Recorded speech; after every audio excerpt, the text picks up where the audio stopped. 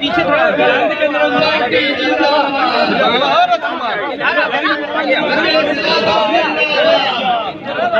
ये भैया भैया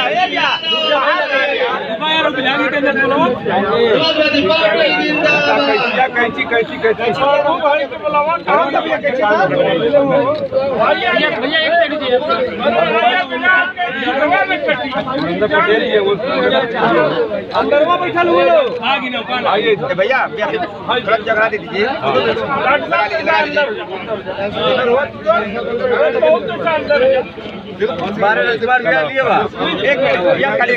इधर सर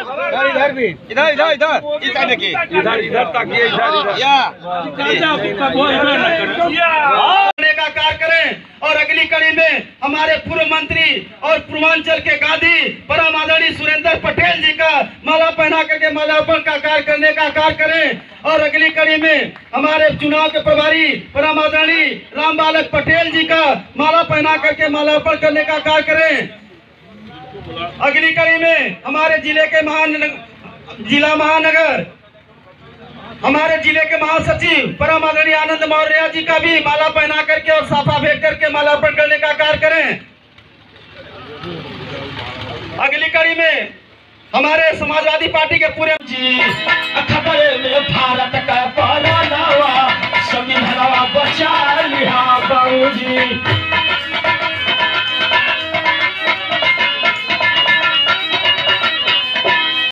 यह शिवपुर विधानसभा का और चंदौली लोकसभा का पहला कार्यालय का उद्घाटन है। और अगली वाली पंक्ति पर सभी सामान्य साथियों से निवेदन है कि हमारे मुख्य अतिथि विशिष्ट अतिथि जो हमारे क्षेत्र के सेक्टर और बूथ के जो जाबाज सिपाही हैं वो आज यहाँ पे आए हुए हैं और सबका हम लोग सम्मान करेंगे और सबको दिशा निर्देशन यहाँ हमारे बड़े जो सुरेंद्र पटेल जी है, प्रभु भाई है, हमारे कैलाश जी जो पूर्व सांसद हैं, ये बहुत बड़ा अनुभव रखते हैं और क्योंकि चुनाव लड़ चुके हैं सब लोग और ये लोग अपने अनुभव को साझा करेंगे और उनको दिशा निर्देशन देंगे कि बूथ पर किस तरीके से इस मायावी सरकार के जो झूठ बोलने वाले लोग हैं उनका कैसे हम लोग जवाब देंगे और जो है भारतीय जनता पार्टी को चंदौली क्षेत्र से उखाड़ फेंकेंगे। क्योंकि 2 बार आप भी राज्य के मंत्री रह चुके हैं और जो आपके विपरीत खड़े हैं वो 2 बार केंद्र के मंत्री रह चुके हैं, ऐसे में लड़ाई कितनी जोरदार होने वाली है? वो केंद्र के मंत्री के रूप में पैदा नहीं हुए, वो केंद्र जनता ने उनको बनाया जी और जनता के बीच में हम भी आए हैं जी और हम भी जनता के सेवक हैं और अपील कर रहे हैं कि जनता एक बार मौका दे और देखे कि कैसे जनता की सेवा की जाती है। सरकारी फाइलों में तो सब कुछ पूछताछ और विकास चल रहा है। क्या लक्ष्य? जमीनी हकीकत अगर देखा जाए तो युवा बेरोजगार है, महिलाएं के साथ अत्याचार हो रहा है, तो इसको लेकर के आप क्या कहना चाहेंगे? आप जब इस बात को खुद समझ रहे हैं तो ये सारी जनता समझ गई। आप लोग भी इस बात को ललकार के कहिए कि कागज पे विकास तो दिख रहा है लेकिन आज सुदूर चंदौली में चले जाइए, कोई अचानक बीमार हो जाए तो उसके इलाज का कोई साधन नहीं है। गांव गरीब के बच्चों के लिए अच्छी स्कूल की शिक्षा का कोई साधन नहीं है। हर घर में 2 लड़के जो है बेरोजगार घूम रहे हैं।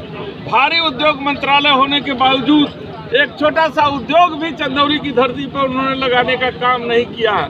बार बार झूठ बोल करके गलत वादे दे करके जनता को बरगलाने का काम किए हैं। इस बार जनता उनके झूठ और बरगलाने में नहीं आएगी और इस बार उनको करारा जवाब जनता ही देगी। सर आपका मुद्दा क्या होगा इस बार? बस यही मुद्दा है, बेरोजगारी मुद्दा, उनके झूठ को पर्दाफाश करने का मुद्दा, किसानों का मुद्दा, महंगाई का मुद्दा और ये जो है कि जो संविधान बदलने की जो साजिश रच रहे हैं कि 2024 के बाद शायद इस देश में कभी चुनाव हो कि न हो, ये इस धारा पे चल रहे हैं। अभी आपने देखा कि 2047 का बात कर रहे हैं। कैसे कर रहे हैं? ये पुतिन बनना चाहते हैं, ये जिनपिंग बनना चाहते हैं। पुतिन और जिनपिंग जो इस देश में बिना चुनाव के राष्ट्रपति हो जाते हैं, वो उस लाइन पे चल रहे हैं। जनता इसका जवाब देगी।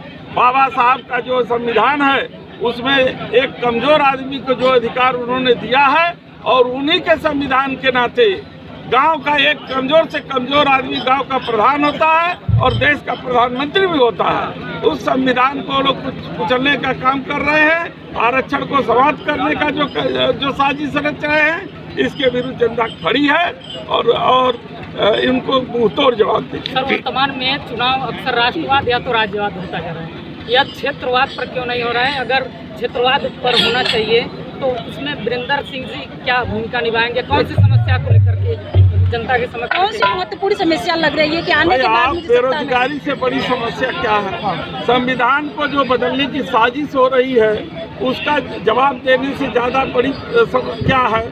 स्वास्थ्य से बड़ी जो है कि समस्या क्या है? शिक्षा से जुड़ी हुई उससे बड़ी समस्या क्या है? गांव की सड़कों की हालत बड़ी खराब है, वहाँ के लोगों की जो है जिंदगी दुर्लभ हो गई है। और सबसे बड़ी चीज ये केवल झूठे वादे करते हैं और झूठा वादा देकर के लोगों को गुमराहते हैं। जनता गुमराह होने वाली नहीं है। ये पीडीए क्या है सर? इसको लेके आपके जो माननीय बोल रहे हैं पीडीए, इसमें क्या पीडीए में सभी लोग हैं, तो वो सारे लोग हैं जो दबे कुचले हैं, जिनको न्याय नहीं मिला है, जिनके साथ कभी जो है जोर जबरदस्ती हो रही थी, जिनका मान सम्मान नहीं हुआ है, वो सारे लोग पीडीए में। भाजपा तो कह रही है कि हम